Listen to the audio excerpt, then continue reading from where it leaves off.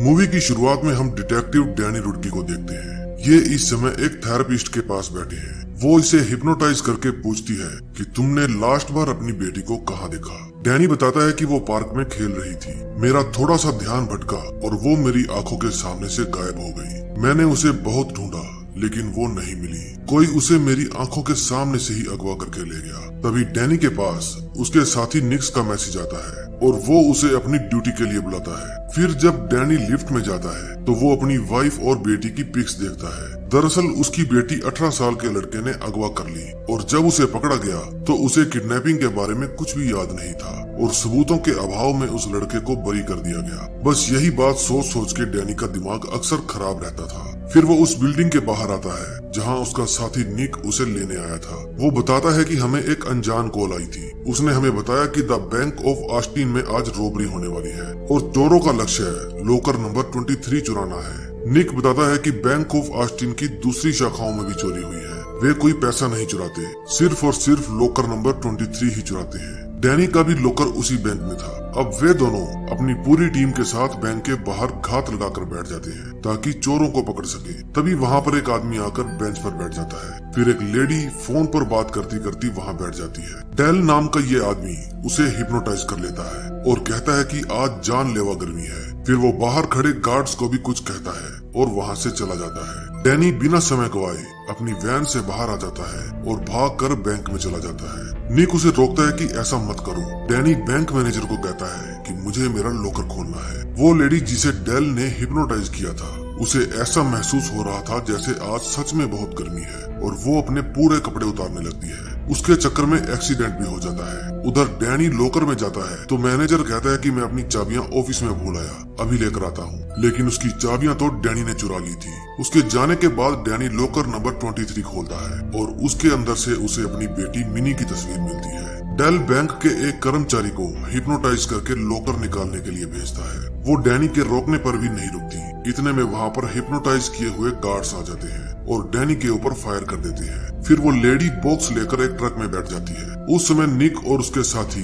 Accident वाली जगह पर व्यस्त थे लेकिन वो ट्रक भी पलट जाता है। फिर डेल उसके अंदर से बॉक्स लेता है और बॉम्ब लगाकर उस ट्रक को उड़ा देता है। लेकिन डैनी डेल का पीछा करता है। उसके बाकी सभी साथी भी वहाँ आ जाते हैं। वे सब भागकर छत के ऊपर चले जाते हैं। डेल डैनी के दो साथियों को हिप्नोटाइज कर देता है और वे डैनी पर ही गन तान देते हैं। डैनी पूछता है कि मेरी बेटी कहाँ है। डेल कहता है कि ये फोटो मुझे दे दो। फिर डेल के आदेश पर वे दोनों डिटेक्टिव एक दूसरे को गोली मार देते हैं और डेल छत से नीचे कूद जाता है। जब डैनी नीचे देखता है तो वहाँ पर कोई भी नहीं था। फिर डैनी निक से पूछता है कि उसके लॉकर में मेरी बेटी की तस्वीर कैसे आई। निक कहता है कि तुम फेमस डिटेक्टिव हो, मुझे लगता है कि कोई तुम्हारे साथ खिलवाड़ कर रहा है, शायद अपने ही लोग उसके साथ मिले हों। फिर रात को निक डैनी के पास फोन करके बताता है कि मुझे पता चल गया है कि वो बैंक रॉबरी वाली न्यूज हमें किसने दी थी। उस लेडी का नाम डायना क्रूज है। फिर डैनी उसकी शॉप पर जाता है। उस समय वो किसी पहलवान का ट्रीटमेंट कर रही थी। डैनी कहता है कि मुझे तुमसे कुछ बात करनी है। डायना उस बॉडी बिल्डर को हिप्नोटाइज कर लेती है और डैनी को बताती है कि तुम्हारे जाने तक वो बाहर ही रुकेगा। डैनी पूछता है कि तुम्हें उस रॉबरी के बारे में कैसे पता चला। डायना पूछती है क्या तुमने उस रॉबरी में किसी को गिरफ्तार किया है। डैनी मना कर देता है। फिर डायना कहती है कि तुम्हें यहाँ से जाने की जरूरत है, अभी की अभी यहाँ से निकलो। बाहर डेल आकर उस बॉडी बिल्डर को हिप्नोटाइज कर लेता है। फिर वो अपनी बाइक को लेकर उस दुकान के अंदर घुसा देता है और खुद की जान ले लेता है। फिर डैनी डायना को एक बंद पड़े पुलिस स्टेशन में लेकर जाता है जिसे आजकल वे पर्सनल यूज करते हैं। डैनी पूछता है यहाँ चल क्या रहा है, समझाओगी। डायना कहती है कि वो आदमी हिप्नोटाइज कर देता है। वहाँ बैंक में जो कुछ भी हुआ वे उसके साथ मिले हुए नहीं थे बल्कि उन सबको हिप्नोटाइज किया गया था। हिप्नोटाइज में हमारी खुद की सोच खत्म हो जाती है और हम हिप्नोटाइज करने वाले का ही कहना मानने लगते हैं। उस समय हमें चीजें नॉर्मल नहीं दिखती। मैं भी हिप्नोटाइज कर लेती हूँ। निक कहता है कि मुझे करके दिखाओ। फिर वो निक को बैठने के लिए कहती है और निक उसका कहना मान लेता है। वो कहती है कि तुम एक कैदी हो। फिर निक कैदियों जैसे रोने लगता है। फिर डायना कहती है कि निक तुम्हें ताजी हवा की जरूरत है और निक बाहर ताजी हवा खाने के लिए चला जाता है। डायना कहती है कि मैंने तुम पर भी ये जादू आजमाया था लेकिन इसने तुम पर काम नहीं किया। उस समय डेल निक को हिप्नोटाइज कर लेता है। डायना बताती है कि कुछ साल पहले एक डिवीजन बना था। इसे अमेरिकी सरकार द्वारा रन किया जाता था। इसमें हम जैसे हिप्नोटाइज करने वाले लोग शामिल थे। आमतौर पर सरकार खुद के फायदे के लिए इसका इस्तेमाल करती थी। डैनी कहता है कि मुझे डेल के बारे में बताओ। डायना कहती है कि वो लेजेंड है हिप्नोटाइज के मामले में उससे शक्तिशाली कोई भी नहीं। हम तो उसके मुकाबले में कुछ भी नहीं है। डेल को अपनी शक्तियों का अहंकार हो गया था और उसने डिवीजन पर कब्जा करने की कोशिश की। फिर सरकार ने उसे रद्द कर दिया। डेल अपने अलावा सभी हिप्नोटाइज करने वालों को खत्म करना चाहता था और मेरा यकीन करो उसे पकड़ना नामुमकिन है। इतने में वहाँ लाइट बंद हो जाती है। वहाँ निक्स आया था। डायना बताती है कि डेल ने इसको हिप्नोटाइज कर लिया है और मैं इतनी शक्तिशाली नहीं हूँ कि उसके हिप्नोटाइज को काट सकूं। डैनी उसे रोकने के लिए कहता है और जब वो नहीं रुकता तो डैनी उसके पाँव में गोली मार देता है। लेकिन वो किसी भी तरीके से डायना को मारना चाहता था। डैनी उसे हथकड़ी लगाकर सलाखों के साथ बांध देता है, लेकिन निक्स फिर भी नहीं रुकता और अपना हाथ तोड़ने की कोशिश करता है। डायना को पता था कि ये रुकने वाला नहीं है, इसलिए वो उसे शूट कर देती है। अपने साथी की मौत पर डैनी को बहुत अफसोस होता है। अब वे दोनों पुलिस से छुपते फिर रहे थे क्योंकि डायना की एक गलती के कारण वे मुजरिम बन गए थे।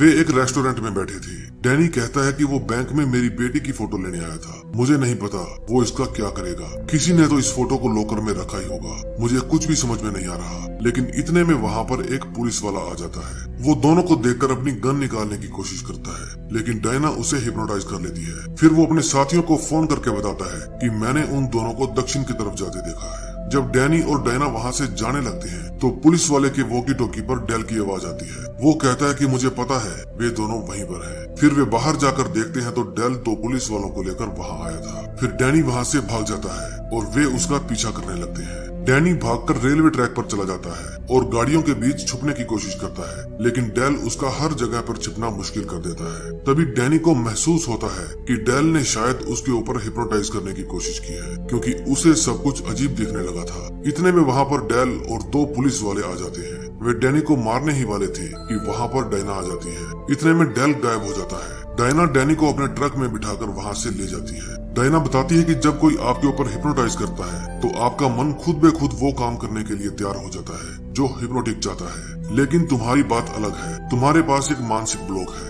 ये एक ऐसी तिजोरी है जिसके ऊपर ताला लगा है और कोई भी इससे आपके मन के ऊपर कंट्रोल नहीं कर पाता। ये ब्लॉक किसी चोट से भी आ सकता है, फिर चाहे वो आपके दिमाग पर लगी हो या आपके दिल पर। शायद आपकी बेटी ही आपका स्पॉट है। मैं तो आपको हिप्नोटाइज नहीं कर पाई, लेकिन डेल जरूर कर सकता है। फिर वे जेरेमी नाम के एक आदमी के पास जाते हैं। उसी ने डायना को हिप्नोटाइज करना सिखाया था। फिर वे उसके पास जाते हैं और उससे कुछ जानकारियां लेने की कोशिश करते हैं। डैनी उसे अपनी बेटी के बारे में पूछता है और कहता है कि हमें अब तक इसका जवाब नहीं मिला कि मेरी बेटी की फोटो लॉकर में क्या कर रही थी। फिर डेल कहता है कि मुझे दिखाओ कौन है तुम्हारी बेटी, लेकिन डायना उसे फोटो देने से इनकार कर देती है क्योंकि उसे शक हो गया था कि ये जेरेमी नहीं बल्कि डेल है। फिर वो उन दोनों को मारने की कोशिश करता है, लेकिन वे भाग जाते हैं। अब की बार डेल ने पूरे शहर पर ही हिप्नोटाइज कर दिया था। अब हर कोई उन्हें पकड़ना चाहता था। फिर डैनी एक बाइकर को गिराता है और उसकी बाइक लेकर वहाँ से भागने की कोशिश करता है, लेकिन वे अब ऐसे ट्रैक में फंस चुके थे कि उन्हें कहीं भी कोई रास्ता नजर नहीं आ रहा था। सब जगह ऊट पटांग चीजें ही दिख रही थी। लोग अभी भी इनके पीछे लगे थे। अब इनके पास भागने के लिए कोई जगह नहीं थी। तभी पुलिस आकर लोगों को रोकती है और उनके बीच से डेल निकलकर बाहर आता है। वो डैनी को हिप्नोटाइज करने की कोशिश करता है, लेकिन तभी पुलिस वाले डेल को ही गन पॉइंट पर ले लेते हैं। डायना कहती है कि ये मैंने नहीं किया। डैनी कहता है इट्स मी। पुलिस वाले डेल को अपने साथ ले जाते हैं, लेकिन डैनी को समझ में नहीं आ रहा था कि उसने ऐसा कैसे कर दिया, जबकि वो तो कोई ऐसी कला जानता ही नहीं है। फिर डैनी डायना को कहता है कि कोई तो होगा जो इस गुत्थी को सुलझा सके कि आखिर मेरे साथ हो क्या रहा है। फिर डायना उसे रिवर नाम के एक बंदे के पास लेकर जाती है जो पहले डायना के ही साथ हिप्नोटाइज सिखा करता था। फिर वो बिल्लू कालिया उन दोनों को अपनी फ्रिज के अंदर बनी बेसमेंट में ले जाता है। ये बंदा हिप्नोटिक के साथ साथ एक हैकर भी था। रिवर के पूछने पर डायना उसे बताती है कि डेल का उसकी बेटी के साथ कोई न कोई तो लेना देना है और अनजाने में डैनी ने डेल के ऊपर ही काबू पा लिया। बस हमारी यही गुत्थी सुलझाने में हेल्प करो। रिवर कहता है तो चलो पता करते हैं। फिर वो डैनी की पूरी डिटेल्स खोलता है, लेकिन वहाँ पर उसकी वाइफ का कोई डेटा नहीं था। फिर डैनी उसे अपनी वाइफ का मायके का नाम बताता है और जब उसकी डिटेल खुलती है तो पता चलता है कि वो भी एक डिवीजन एजेंट थी और वो भी लेवल 4। डैनी को विश्वास नहीं होता। डैनी कहता है कि वो बचपन से मेरे साथ पड़ी है, मुझे कैसे पता नहीं चला। थोड़ी देर बाद डायना नहाने के लिए जाती है और उस समय डैनी अपनी फैमिली फोटो देख रहा था। तभी एक अननोन कॉलर की कॉल आती है। फोन पर डेल था और वो डायना को मारने के लिए कहता है। डैनी कहता है भाड़ में जाओ और फोन काट देता है। फिर वो डायना को आवाज लगाता है, लेकिन गौर करता है कि टेबल से कैंची गायब है। अब कैंची उसके हाथ में आ चुकी थी। डैनी अब खुद के दिमाग से कंट्रोल खो रहा था। उसे पता ही नहीं था कि वो अब क्या करने वाला है। लेकिन उसकी कोशिश तो ये थी कि वो डायना को कुछ भी नहीं कहेगा। डायना भी समझ जाती है कुछ तो गड़बड़ है। फिर वो उसके हाथ से कैंची ले लेती है और फिर वे आपस में इंटीमेट हो जाते हैं। आधी रात को डेल की आंख खुलती है। अब वो खुद जाके बिल्लू कालिया के कंप्यूटर में चेक करता है और उसे पता चलता है कि उसकी वाइफ का असली नाम डायना क्रूज है और ये वही है जो पिछले 2 दिन से उसके साथ घूम रही है। फिर वो अपने फोन के अंदर अपनी वाइफ की फोटो देखता है, उसमें भी डायना क्रूज ही थी। फिर वो कंप्यूटर में अपनी बेटी का नाम डालता है और उसे पता चलता है कि उसकी बेटी के पास एक्सट्रीम हाइपोनेटिक एबिलिटीज थी। तभी वहाँ पर डायना आ जाती है। डैनी कहता है कि मेरी बेटी कहाँ है, तुमने उसे कहाँ छुपा रखा है। डायना कहती है मैंने नहीं, तुमने उसे छुपाया है। फिर डैनी को याद आता है कि डिवीजन वाले उसकी बेटी को एक्सट्रीम लेवल तक ट्रेन करना चाहते थे और वो नहीं चाहता था क्योंकि वो सिर्फ एक छोटी बच्ची थी, इसलिए उसने ही अपनी बेटी को गायब कर दिया। डैनी समझ गया था कि उसके साथ अब तक जो भी हो रहा था वो सब एक धोखा था। हकीकत में तो वो डिवीजन के मेंबर से घिरा हुआ था। आज तक उसने जिसको भी देखा सब इन्हीं के मेंबर थे। उसका दोस्त निक्स, बैंक की कर्मचारी या उसके साथ काम करने वाले सभी डिटेक्टिव, सब के सब इन्हीं के मेंबर थे। जब डैनी ने अपनी बेटी को छुपाया तो उसे पता था कि ये लोग हिप्नोटाइज करके उससे उसकी बेटी का एड्रेस उगलवा लेंगे, इसलिए उसने अपने मन को ऐसा लोक लगाया कि कोई और तो क्या उसे खुद भी याद नहीं था कि उसकी बेटी कहाँ है। तभी वहाँ पर डेल आ जाता है। वो बताता है कि हम पिछले 4 साल से बार बार यही कहानी दोहरा रहे हैं कि शायद तुम्हें कुछ याद आ जाए और तुम बता दो कि मिनी कहाँ है। मैं तुम्हारी बेटी को हम सबसे ऊंचे लेवल की ट्रेनिंग दूंगा। लेकिन डैनी वहाँ से बाहर जाने लगता है। बाहर जाकर उसे हर उस जगह का सेटअप दिखता है जहाँ जहाँ वो अब तक गया था। फिर वहाँ डेल आता है। वो कहता है कि हम 12 बार तुम्हारे साथ ये दोहरा चुके हैं, लेकिन तुम्हारे जितना स्ट्रॉन्ग माइंड मैंने आज तक किसी का नहीं देखा। जब भी हम किसी निष्कर्ष तक पहुंचने वाले होते हैं तुम्हें सब कुछ पता चल जाता है। डायना कहती है कि प्लीज बता दो मेरी बेटी कहाँ है। डैनी कहता है कि 12 बार में अगर तुम्हें पता नहीं चला तो तुम 13वीं बार के लिए तैयार हो जाओ, क्योंकि मैं तो नहीं बताने वाला। फिर वे उसे बेहोश करके वापस अंदर ले जाते हैं। वहाँ डायना आती है और अपनी चिकनी चुपड़ी बातें करके उससे अपनी बेटी के बारे में पूछने की कोशिश करती है, लेकिन डैनी कहता है कि भाड़ में जाओ। वे फिर से 13वीं बार ट्राई करते हैं। सब कुछ एकदम पहले जैसा होने लगता है। वही बेटी को अगवा करने वाली बातें उसके दिमाग में डाली जाती हैं। फिर से वही सीन आते हैं जो हमें मूवी की शुरुआत में दिखाए गए थे। सब कुछ एकदम वैसे का वैसा, लेकिन इस बार डैनी बिल्कुल होश में था। वो सब कुछ वैसा दोहराने का नाटक कर रहा था और जब उसे बैंक के बाहर डेल का पीछा करना था तो वो उसका पीछा ना करके वहाँ से वैन लेकर भाग जाता है। फिर सब लोग उसका पीछा करने लगते हैं। डेल कुछ आदमियों को लेकर हेलीकॉप्टर में बैठकर उसका पीछा करता है।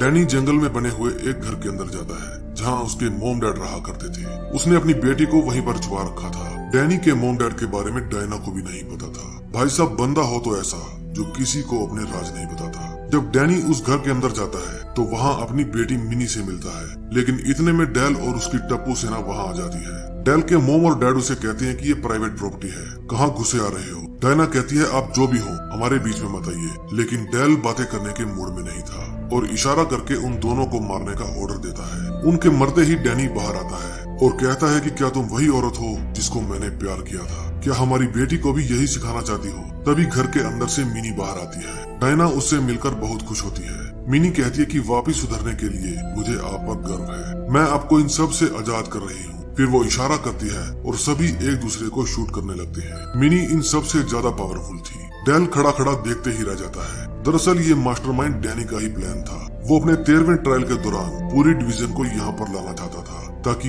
एक साथ सबको खत्म किया जा सके, और इसका ये प्लान कामयाब हो जाता है। फिर वहाँ पर डैनी की असली मॉम डैड आते हैं। जो पहले वाले थे वो सब आंखों का धोखा था। मिनी ने उस समय डायना को उसके ही मन के अंदर बांध कर बिठा दिया था ताकि वो किसी भी तरह की दखलंदाजी ना कर सके। मिनी ने अकेले ही पूरे डिवीजन का सफाया कर दिया, और ऐसा करने के लिए उसे घर के अंदर डैनी ने ही कहा था। डेल के मरते ही डायना भी उसके स्ट्रॉन्ग हिप्नोटाइज से बाहर आ चुकी थी। फिर डैनी डायना, मिनी और अपनी मॉम को लेकर हेलीकॉप्टर में बैठकर वहाँ से चला जाता है और उसके डैड वहीं पर रुक जाते हैं। और बाद में हमें पता चलता है कि जो डैनी का डैड था वो तो ऑलरेडी मर चुका था, और जो उसके डैड की भेष में जिंदा था वो डेल था।